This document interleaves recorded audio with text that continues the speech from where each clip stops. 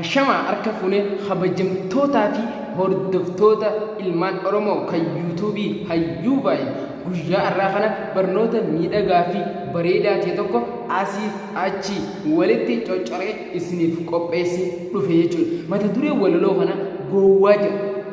Mata duree walaloo kana gowwaa jedha. Egaa barnoota kana hamma dhumaatti yoo kan daawwattan taatan barnoota bareedaa fi miidhagaa ta'e keessaa fudhattanii baatan nis ittis ni buhaartaniin isin ija hamma dhuma viidiyoo kana na wajjin turaan afeerraa kana meegama walaloo sanii waliin hayaanu isin ija. Wait. You don't laugh finish, you just want the wrong go.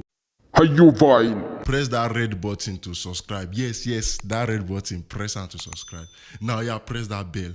That school bell, press on to the get our notification. Warra qofa miti durumaa jibbamaa dhaloota keenya duraa fi osoo nuti daa'imaa arrabas ni arrabsu ittis numa hormaaku jarana gowwaan kun yooma ifarku dhaloota hunda keessa gowwaan numa dhufa bara jiru keessa silas wayyaafa gowwaa gaafa duru ijumaan laaltee beeku inni dhiyeenyaa garuu abshaalaa wal fakkaata akkuma jara kaanii ufanni waan biraa nama itti siqeetu waa'ee isaa biraa wooma gowwaatiin xiqqoo isin taphachiisa narraa rifatina obsumaan caqasa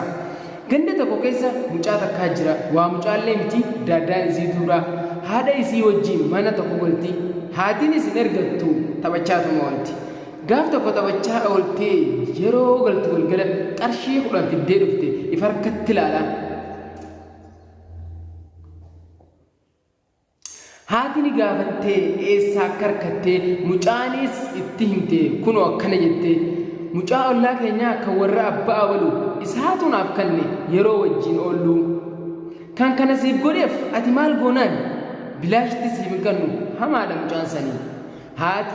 haatis akkanas jettee mucaa isii gaafatte mucaanis akkana jechuun haadha isiitiif himte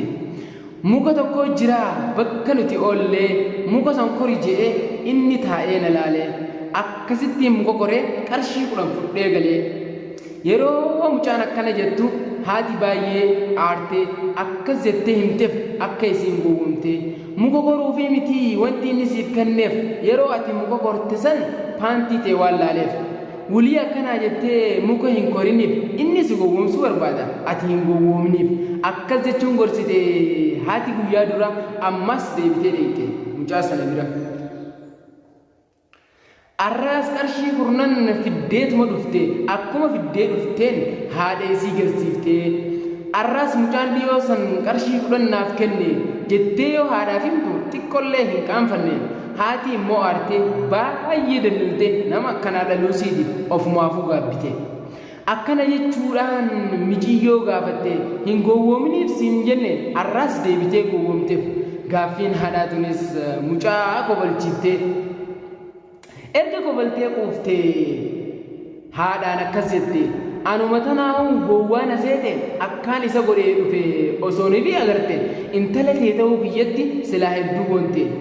haatiinis gammaddee amma karaa deebitee akkas jechuudhaan dubbii iyyaafatte intala toonaafimi akka goote gurbaa numaan jirjire malee anuu sumaan qaba mucaanis akkas jettee afaan mimmeeffatte faaruun haadhaatuunis hedduu qalbii fuute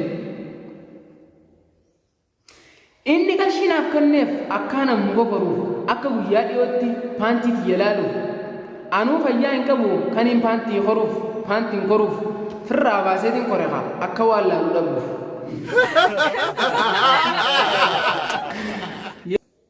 yeroo mucaan akkana itti haadha isiitiif himtu haati baay'ee rifattee gaggaba halawu namni walaloon tun galteef qofti haa hofnu jechuudha ilkee qabnaaf qofa hin kofnina dhugaan isin jira kanaaf yoo barnoota akkanaa kana kan fadhii qabdan taatan kabiraatillee isiniif hin dabbala komentii jalatti naaf barreessaadhaan isinin jira